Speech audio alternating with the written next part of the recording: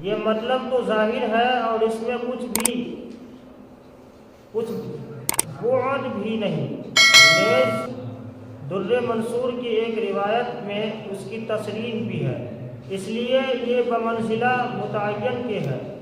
دوسرا قول یہ ہے کہ قیامت میں جب قبروں سے اٹھیں گے تو یہ علامت ہوگی کہ روزہ دار کے منہ سے ایک خوشبو جو مشک سے بھی بہتر ہوگی وہ آئے گی۔ تیسرا مطلب جو بندہ کی ناقص رائے میں ان دونوں سے اچھا ہے وہ یہ کہ دنیا ہی میں اللہ کے نزدیک اس بو کی قدر مشک کی خوشبو سے زیادہ پسندیدہ ہے، اور یہ امر باب المحبت سے ہے۔ جس کو کسی سے محبت و تعلق ہوتا ہے اس کی بدبو بھی فریفتہ کے لیے 1000 خوشبوؤں سے بہتر ہوا کرتی ہے۔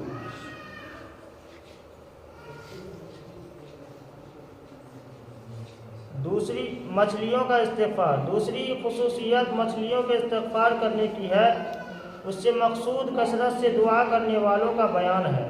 متعدد روایات میں یہ مضمون وارد ہوا ہے کہ بعض روایات میں ہے کہ ملائکہ اس کے لیے استغفار کرتے ہیں۔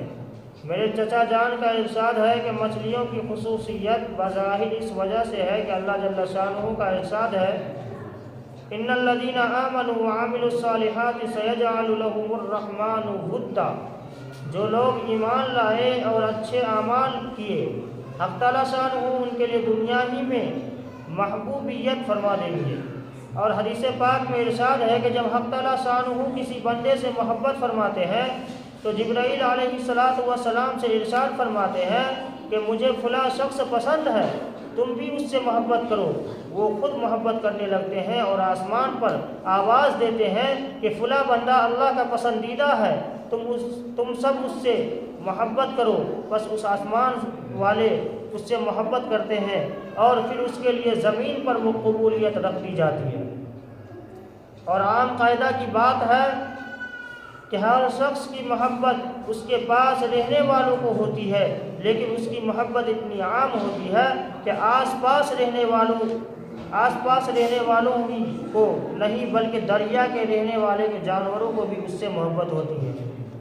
وہ بھی دعا کرتے ہیں اور گویا بر سے متجاوز ہو کر بحر تک پہنچتا ہے۔ محبوبیت کی انتہا ہے۔ نیز جنگل کے جانوروں کا دعا کرنا بطریق اولا معلوم ہوگا۔ جنت کا سجایا جانا۔ تیسری خصوصیت جنت کا مزین ہونا ہے۔ یہ بھی بہت سی روایات میں وارد ہوا ہے کہ بعض روایات میں آیا ہے کہ سال کے شروع ہی سے رمضان کے لیے جنت کو آراستہ کرنا شروع ہو جاتا ہے، اور قاعدہ کی بات ہے کہ جس شخص کے آنے کا جس قدر اہتمام ہوتا ہے اتنا ہی پہلے اس کا انتظام کیا جاتا ہے۔ شادی کا اہتمام مہینوں پہلے سے کیا جاتا ہے، لیکن رمضان کا تیاری پہلے سے نہیں کیا جاتا ہے۔ شیاطین کا قید ہونا۔ چوتھی خصوصیت سرکش شیاطین کا قید ہو جانا ہے کہ جس کی وجہ سے معاصی کا زور کم ہو جاتا ہے۔ رمضان المبارک میں رحمت کے جوش اور عبادت کی کثرت کا مقتضا یہ تھا کہ شیاطین بہکانے میں بہت ہی انتھک کو کوشش کرتے ہیں اور پاؤں چوٹی کا زور ختم کر دیتے ہیں، اور اس وجہ سے معاصی کی کثرت اس مہینے میں اتنی ہو جاتی ہے کہ حد سے زیادہ، لیکن باوجود اس کے یہ مشاہدہ ہے اور محقق کی مجموعی طور سے گناہوں میں بہت کمی ہو جاتی ہے۔ کتنے شرابی کبابی ایسے ہیں کہ رمضان میں خصوصیت سے نہیں پیتے، اور اسی طرح اور بھی گناہوں میں کھلی کمی ہو جاتی ہے، لیکن اس کے باوجود گناہ ہوتے ہیں ضرور ہے، مگر ان کے سرزد ہونے سے اس حدیث پاک میں تو کوئی اشکال نہیں، اس لیے کہ اس کا مضمون ہی یہ ہے کہ سرکش شیاطین قید کر دیے جاتے ہیں۔ رمضان کے مہینے میں سرکش شیاطین قید کر دیے جاتے ہیں۔ البتہ اس بنا پر اگر وہ گناہ غیر سرکشوں کا اثر ہو تو کچھ خلجان نہیں۔ البتہ دوسری روایت میں سرکش کی قید بغیر مطلقاً شیاطین کے مقید ہونے کا ارشاد بھی موجود ہے۔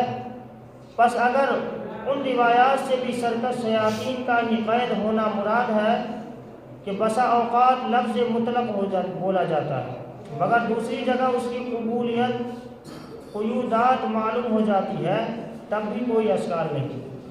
البتہ اگر ان روایات سے سب شیاطین کا محبوب ہونا اور مرادف ہونا، تب بھی ان معاصی کے صادر ہونے سے کچھ کھلجان نہ ہونا چاہیے۔ اس لیے اگرچہ معاصی عموماً شیاطین سے اثر ہوتے ہیں مگر سال بھر تک ان کے تلبس اور اختلاط اور زہریلے اثر کے جماؤں کی وجہ سے نفس ان کے ساتھ اس درجہ مانوس اور متاثر ہو جاتا ہے۔ کعب رضی اللہ عنہ بن عجرہ کہتے ہیں کہ ایک مرتبہ نبی کریم صلی اللہ علیہ وسلم نے ارشاد فرمایا کہ ممبر کے قریب ہو جاؤ، ہم لوگ حاضر ہو گئے۔ جب حضور صلی اللہ علیہ وسلم نے ممبر کے پہلے درجہ پر قدم مبارک رکھا تو فرمایا آمین، جب دوسرے پر قدم رکھا تو پھر فرمایا آمین، جب تیسرے پر قدم رکھا تو پھر فرمایا آمین۔ جب آپ خطبہ سے فارغ ہو کر نیچے اترے تو ہم نے عرض کیا کہ ہم نے آج آپ سے ممبر پر چڑھتے ہوئے ایسی بات سنی جو پہلے کبھی نہیں سنی تھی۔ آپ صلی اللہ علیہ وسلم نے ارشاد فرمایا کہ اس وقت جبرائیل علیہ السلام میرے سامنے آئے تھے۔ جب پہلے درجہ پر میں نے قدم رکھا تو انہوں نے کہا کہ ہلاک ہو جیوا وہ شخص جس نے رمضان کا مبارک مہینہ پایا پھر بھی اس کی مغفرت نہ ہوئی۔ میں نے کہا آمین۔ پھر جب میں دوسرا درجہ پر چڑھا تو انہوں نے کہا ہلاک ہو وہ شخص جس کے سامنے آپ کا ذکر مبارک اور وہ درود نہ بھیجے۔ میں نے کہا آمین۔